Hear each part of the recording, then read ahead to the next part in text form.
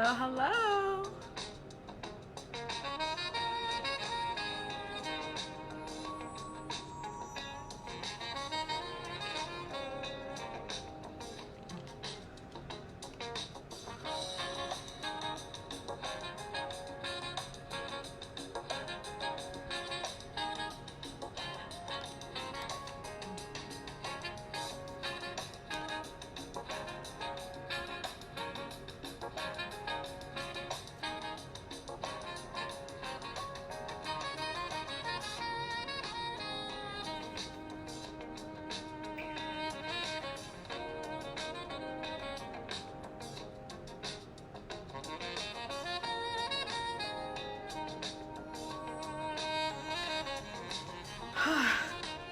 Hello. You know my struggle. Why can't I ever pin a comment? Why, Jesus, why? Let's try it again.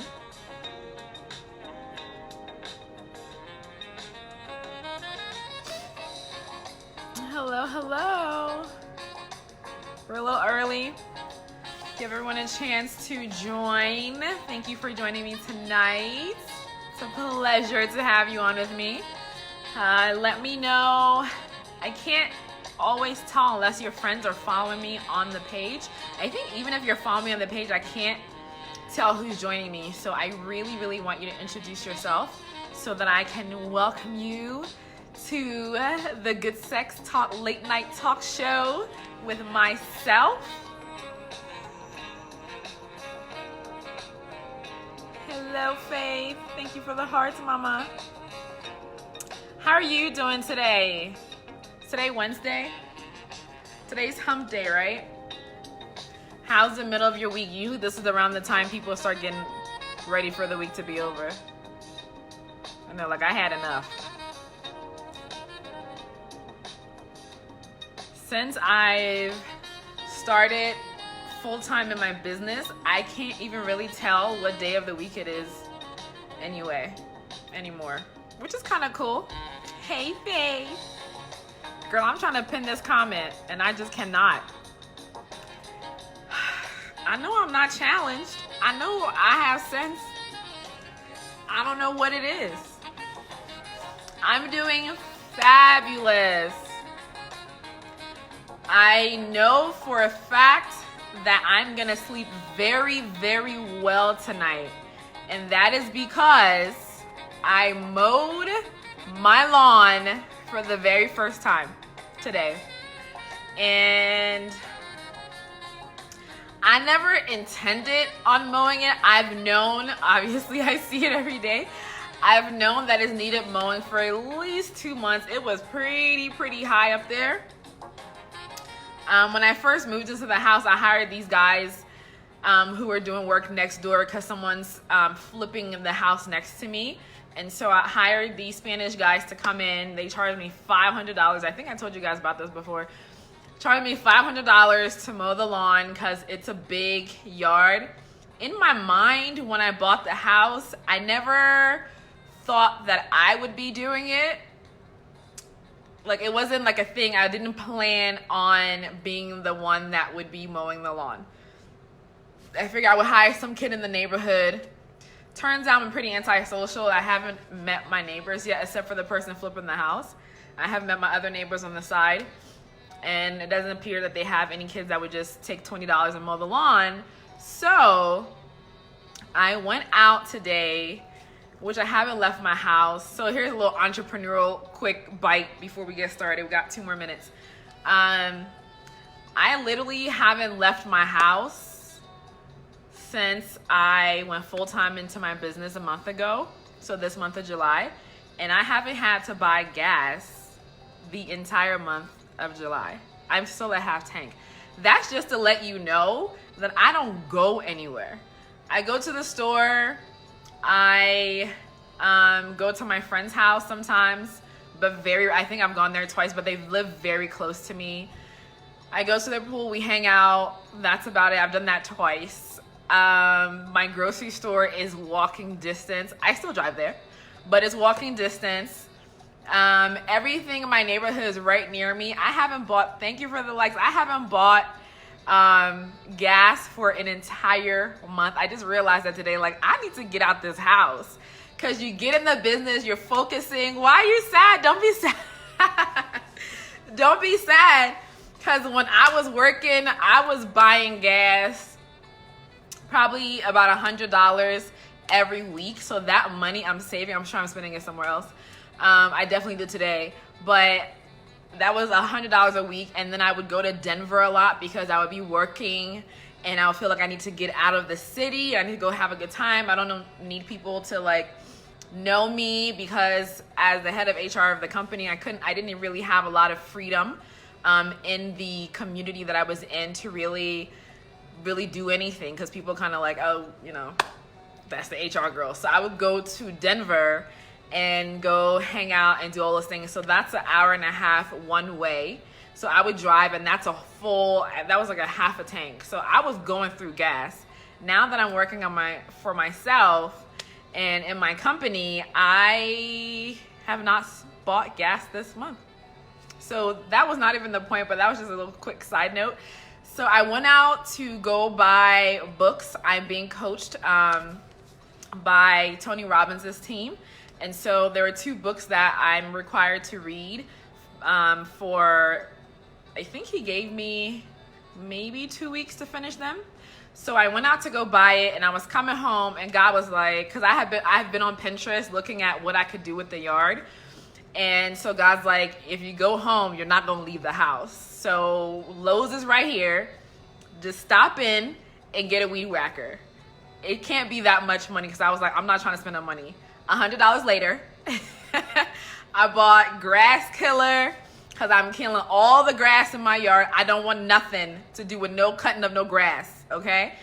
I bought a hoe and a shovel that's like literally this big. It looks like, I realized they're probably for kids to like help their parents out, but I was like, it's $5. I'm buying that. And then I bought a weed whacker that was $40-something. And then what else did I get? A saw that I'm going to return, because I didn't know I had one. The previous owners had left a couple of things here. So I was in the yard for, let's see, I got home at 5:30. I wasn't done until 7:30. So 2 hours. And in my mind the whole time, I'm like, my neighbor's probably looking at me cutting this lawn all jagged. They know I'm a first-time home buyer. Like, what in the world is going on? But as I was cutting the grass, the beautiful thing is, I was telling my father in my mind, thank you, because when we lived in Jersey, I was the one who would cut the grass. So I knew how to pull the thing, get it going, hold the thing, do the lines. Although first my lines were a little crazy, but it was like, I was thankful that my father had me do those things around the house, because I don't need to go ask anybody else to do. I was able to do it without feeling like, oh, I don't know what I'm doing. It was tiring.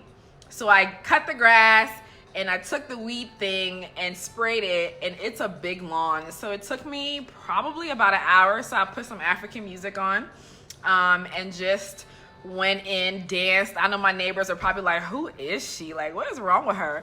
But I danced, put the music on, danced, and sprayed it. And then guess what? Just now it started raining. So the Lord said he's going to bless the work of my hands. So I'm believing that within the next 7 days, all that grass, at least in the front, will be gone, because I have a huge backyard as well. Now, I got the backyard for my puppy, who's recently been rehomed. So I'm planning on maybe getting another dog that's more appropriate with my level of activity, because he was a husky German Shepherd mix, very high energy, and I'm not high energy at all. Like, I am sedentary most of the time. So I'm gonna get a little bit more relaxed dog that can still scare people when they come up to the house. So stay updated for that. But anyway, that's just an update of how my day's gone. So I am tired, and I know that I'm gonna sleep so well. I was breathing heavy. I was like, I can't believe I'm doing this, and it was hot outside. Anyway, that's just my life, okay? It's 10 o'clock. Let's get started. Okay, so welcome to the Good Sex Talk Show with me, Coach Yema. I am here to close the gap for you between your spirituality and your sexuality. I want you to know with everything in you that they are the same two sides of the very same coin about knowing and being known, one by people around us, the other with God, right? So rules of engagement for tonight, please join me live. I'm inviting you to come have a conversation with me. There is a green button right down there. Hit it, join me live. Let's have a conversation. I would love to have you. Like, comment if something's resonating with you or whatever, however you're feeling, use the emojis. Like, love, cry, be angry, however you're feeling, okay? Just let it all out, okay? And then what else? Make sure you share the video. Invite other women, young, old, to have this conversation because it's relevant and we need to start having this conversation with each other. So let this be, thank you for the hearts, let this be a conversation starter for you between you and your girlfriends, you and your teenage daughters, you and your cousins and your mom. Ask mom, like, why didn't you ever talk to me about sex, right? Why didn't we ever have these conversations? So do all of that. Okay, and I think that is, I have one announcement. Starting next week, I'm going to be going live Tuesday, Wednesday, and Thursdays. So we won't be live on Mondays or Fridays. I'm trying to see the best days for us to go live because eventually I'm shifting my energy towards the moms of teenage daughters who are my clients mostly. So I'm going to be shifting my energy there to the private group. So I eventually will probably start going live maybe one day a week, or maybe we'll start that in September. So for the month of August, we'll test out Tuesday, Wednesday, and Thursday. So for the month of July, which is over today, the month of July is done. So for the month of July, I tested every day out to see which day was the best day. And I've ruled out Monday and Fridays were not really the best days. I had one fluke Friday, but that's not a thing. So Tuesday, Wednesday, and Thursdays will be going live next week. Okay? Awesome. All right. So quick recap from yesterday for those of you who did not join me. We talked about what sexual sin actually was. So, and thank you so much for the hearts. When I talk about sexuality as a single Christian woman, especially, that's what I forgot.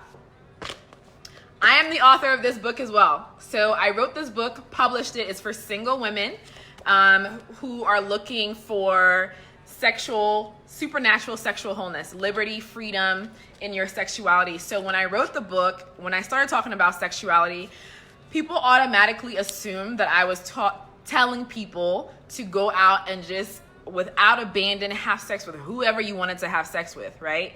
And that is not my message. And when I started to share that with them, it still was like, so is sex out of marriage sin? Is this what we should be doing? And what I found is that we're all asking the wrong questions, which is why we all still need some form of sexual wholeness and liberty and healing in our sexuality between us and God and ourselves, right? So we're all asking the wrong questions. People are mostly asking questions about the mechanics, right? The specific physical activity. What am I allowed to do? What am I not allowed to do, right? How close can I get? Can I kiss him? Can I hold his hand? Can we fondle each other? Can we participate in mutual masturbation? Can we do all these things? Is that okay as long as we don't have vaginal sex, right? For women, hetero women, which is very important that's the message to heterosexual women. For bisexual and lesbian women, or children or teenagers in the church, this message completely flies over them. So there's nothing being told to them about the truth about what actual sexual immorality and sin, all those things are. So yesterday, we got deep into it, and it's not what you're thinking. If you didn't watch it, you already know the answer. But what sexual sin is, and my definition of that, it boils down, and I read this, and it confirmed to me in the book I've been reading. I take a long time to read books, guys. So I've been reading this book, Good Christian Sex, by Bromley McClanahan. And she completely confirmed this for me. But sexual sin has to do with the golden rule, right? So in the book, I briefly mention it. talking about why are you asking the questions why you're asking. Sexual sin has to do with the golden rule. If you're participating in behavior that is not loving toward yourself, that's sin. Right? That is sinful. If you're participating in behavior that is not loving toward the other person, because we talked about sexual abuse, and I asked the question on my personal page, Facebook page, and on my Instagram business page as well, about a scripture that specifically had to deal with childhood sexual abuse, if anybody could find it. We couldn't find it, okay? But here's the reason why we couldn't find it, because we were looking for something very specific. It's not in there. The Bible talks about do not defraud one another, but there's no commentary on adults sexually violating, raping, and abusing children. But in the golden rule, in the commandment that Jesus gave us, right? Love yourself, love others as you love yourself. So here's how that looks like. I'm just doing this quick recap. Here's what that's gonna look like. If I'm being with someone sexually, knowing that I have low self-esteem, hello mean, knowing that I have low self-esteem, knowing that I don't love my body, feeling depressed, feeling anxious, feeling all these nasty emotions that we're feeling, and we go and enter into a sexual romantic relationship or a sexual activity with somebody else, that is sinful. Because most of the time, when you see the Bible talks about sexual immorality, hi, so we're international. Welcome in from Vietnam. Nice to have you. Most of the time when we see the Bible talk about sexual immorality and fornication, I broke that down yesterday, so go listen to that. But it's about selling your body, selling your sex, right? It goes into right after that talking about how Jesus bought us with his blood, right? So we belong to him, right? And so it's about selling sex, right? So we went through the whole list. You got to go watch it from yesterday because I can't go through the whole thing today. So we talked about all of that yesterday. So if I'm engaged in activity that's not loving to myself, like the things that I did between the ages, and even I'm not perfect in it, from the ages of 19 to 24, the activity that I engaged in, giving my body over to other people simply and only purely for their pleasure because I was not in love with who I was. No, I have not come to your country, but if you can invite me, I'll come speak to a school, at a church, anything, girl, let me know, or guy. The behavior I was engaging in wasn't loving toward me. I was giving myself to other people for their pleasure because I had low self-esteem. I needed them to validate me, so I was using them, but I was really playing myself. I was not knowing my worth. I was not knowing my purpose and the glory and the power and the beauty of who Yema is. And I was taking that into the world and engaging in sexual activity because of that. That is sin, okay? Now, when I love myself, I think I'm so amazing, and I use other people, which I don't really believe that you can love yourself and use other people, because if you know your value, there is no way that you will use somebody else knowing that every single person has value and worth because Jesus died for them, okay? So if I know that for example, this guy likes me, I don't really like him, but he's filling up my time because I'm lonely, or he's filling up my time because I'm bored. I know I don't like him like that, but I'm leading him on. You're sinning, right? That's sexual sin. You're kissing him. You're allowing him to have sex with you because, whatever reason that you're having for that, whatever reciprocity you're giving him by giving him sex because you want sex, but you don't really like him, and you're engaging in those kind of activities. At the core of everything is about love. Do you love you? If you're operating in a way that's not loving towards you, you're in sin, right? If you're operating in a way that's not loving to another person, you're in sin. So instead of us talking about the activity of sex, if we were to speak this to younger children, I know for me, and I said this yesterday, if I knew and understood that the decisions I was making in my sexuality really should have been grounded in my love for self and my love for others, okay? So it has to be both. It has to be, the two have to be there. You have to have this mutual love and commitment to another person for a long time, lifetime, for that to be a wholly beautiful unit, because that's a perfection if you have the right person, because marriage is not the fix-all to avoiding sexual sin. There is still marital rape. There is still the idea that a woman who is completely not in love with herself is giving herself to her husband, and that's not cool either, okay? Or he's doing vice versa. Let's not think that only, hey VIP, let's not think that it's only men who use women for sex. Women, you do the same thing with in marriage and without. So it goes both ways. So if I'm not loving toward me, and I'm not loving toward you, and I'm engaging in a sexual activity with you, I'm sinning against you and myself. And so when the Bible says this sin is the sin against yourself, if you're selling, because the Bible, sexual morality and fornication is talking about selling sex. So if you're selling your sex, you don't know the beauty and the power of it. And this is what I talked about. Get this book, guys. And when I say this book, I'm talking about my book. This chapter here where I talk about the real orgasm and what God's true plan for our sexuality and what he was trying to communicate to us is how powerful, beautiful, and amazing it is. We wouldn't want to sell our sex, right? Which includes prostitution and includes all these ads. Sex sells, right? That's not good. That's sinful, okay? It's not from a place